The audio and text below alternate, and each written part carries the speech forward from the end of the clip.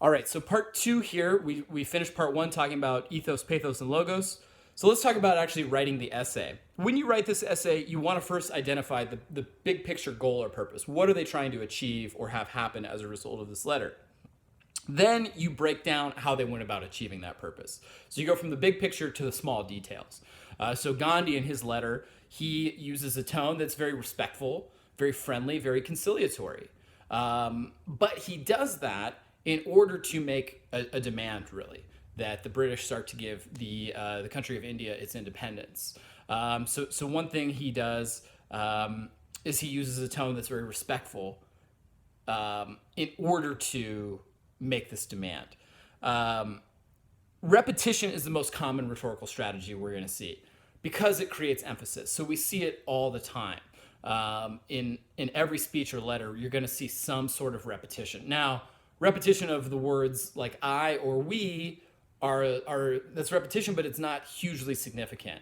What we want to look for is something a little bit more significant that's repeated when we're looking at a speech. So, for instance, Gandhi repeats a lot and emphasizes a lot nonviolence. We are not going to use violence, right? Which helps him be credible because he's saying, look, I'm not going to resort to violence. I believe in nonviolent resistance, and that makes him, to me, and to a lot of people, very credible.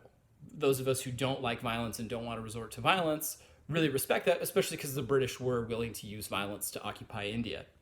So it kind of puts him on the moral high ground there. His larger purpose, of course, in that essay that we wrote, was to achieve independence for India eventually, and to say to the British, like, look, we warned you that we were unhappy and that we were going to do this, and you didn't listen to us, so here's why we're now going to do the Salt March and other acts of passive resistance. Identifying tone, as I just said with Gandhi's, that's a great thing to write about if possible. If you can't tell what the tone is, that's fine, don't write about it. But if you can see the tone, like in Gandhi's letter, very conciliatory, Madeleine Albright's speech to the graduating class of Mount Holyoke was very hopeful, right? Hopeful for the future of women. But if you can't identify tone, move on to something else like word choice or diction. What do you notice about the speaker's diction? If nothing stands out about their word choice, words with positive connotations, words with negative connotations, move on to something else. You don't have to just identify, you not only have to identify the strategies, but also explain how they work together and why they are effective individually and together, right? So Gandhi uses this conciliatory, friendly tone. He emphasizes nonviolence in order to be able to make a demand in a nice way that keeps him on the moral high ground. So he's very friendly, very conciliatory. I'm here to help. I've always served the British. I want to continue to serve the British. And I want to resolve this nonviolently. I don't want to resort to violence. However, right, here's what I see as problematic, and here's what's going to happen as a result. If you don't start to grant us our independence, we're going to do the Salt March. We're going to do other things that are going to be painful for you because what you're doing is evil and wrong. So he repeats words like evil and wrong in order to highlight and emphasize, here's why I'm going to do what I'm going to do in retaliation to the British to get them to leave. So all rhetorical strategies in a letter or in a speech work together. So that will give your essay flow. It will make it less choppy if you can identify how these rhetorical strategies, persuasive strategies, work together and why they're effective. But the bottom line is this, in closing. Use your common sense and write about what you see in the text. This is not a vocabulary test. So even though you're going to have some vocabulary terms in front of you, even if you see,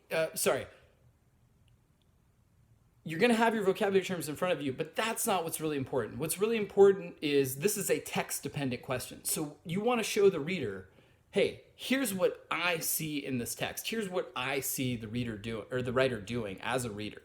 So you can only write what you know.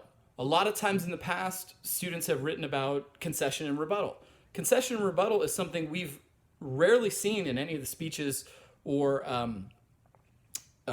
letters that we've analyzed.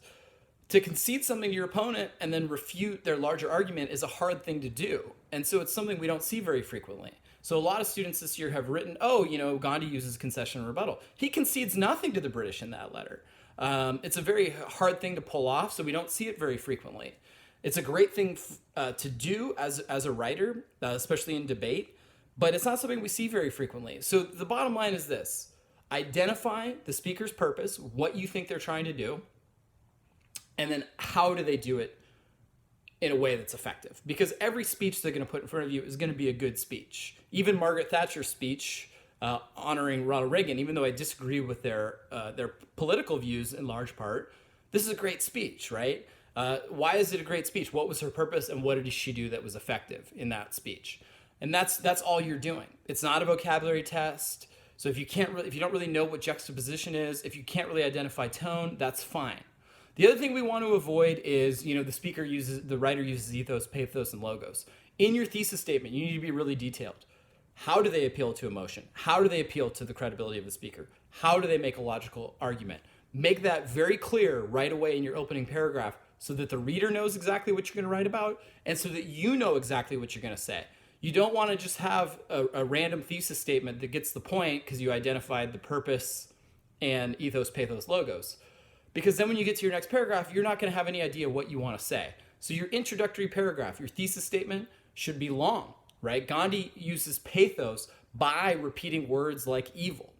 He uses ethos by emphasizing nonviolence in order to achieve his purpose of trying to get the British to leave India and to have the moral high ground in this debate, right?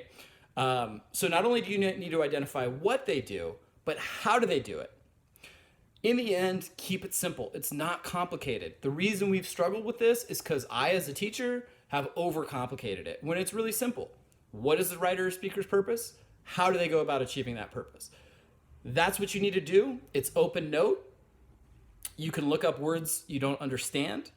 You can even, if you didn't know anything about Gandhi and you get a letter from Gandhi, look up something about him real quick to put it in context, but it's text dependent. What do you see on the text? Demonstrate your understanding of the text to the reader, and you're going to get college credit. And you're going to get a great grade on this is my final. If you do really well on this, your grade is going to go up, up, up, up. I hope everybody's doing well. What I want you to do is to let me know if you have any other questions about rhetorical analysis, and let me know what you learned from this. So I'll put a couple questions in the Google Classroom for you. Take care, and we'll be in touch soon.